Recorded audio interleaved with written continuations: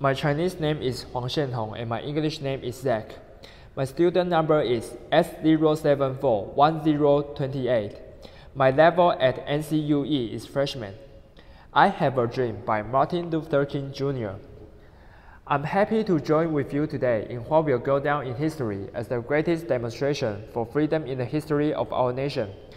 50 years ago, a great American, in whose symbolic shadow we stand today, signed the Emancipation Proclamation.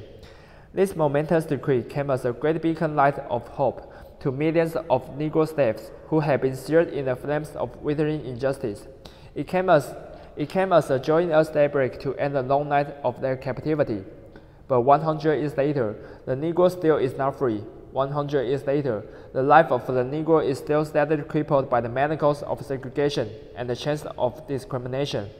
100 years later, the Negro lives on a lonely island of poverty in the midst of a vast ocean of material prosperity.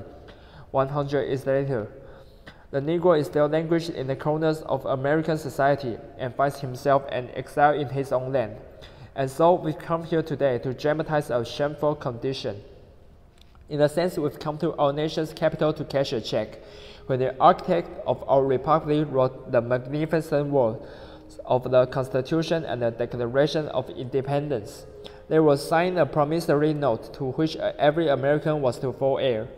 This note was a promise that all men, yes, black men as well as white men, would be guaranteed the unalienable rights of life, liberty, and the pursuit of happiness. It is obvious today that America has defaulted on this promissory note insofar as her citizens of color are concerned. Instead of honoring this sacred obligation, America has given the Negro people a bad check, a check which has come back marked insufficient funds. But we refuse to believe that the Bank of Justice is bankrupt. We refuse to believe that there are insufficient funds in the great vaults of opportunity of this nation. And so, we've come to this check, a check that will give us upon demand the riches of freedom and the security of justice. We have also come to this hallowed spot to remind America of the fierce urgency of now. This is no time to engage in the luxury of cooling off or to take the tranquilizing drug of gradualism.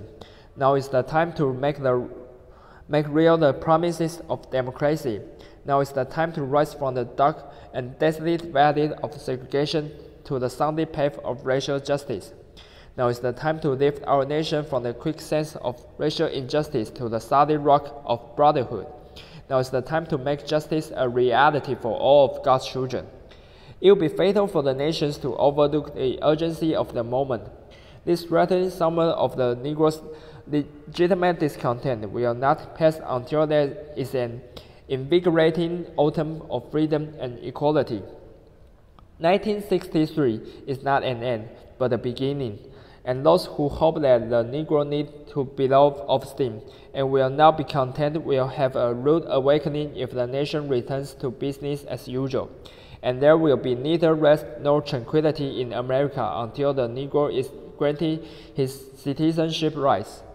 The whirlwinds of revolt will continue to shake the foundation of our nation until the bright day of justice emerges. But there is something that I must say to my people, who stand on the wrong threshold which leads into the palace of justice. In the process of gaining our rightful place, we must not be guilty of wrongful deeds. Let us not seek to satisfy our thirst for freedom by drinking from the cup of bitterness and hatred.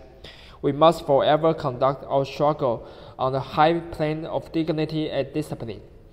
We must not allow our creative protest to degenerate into physical violence. Again and again, we must rise to the majestic heights of meeting physical force with soul force.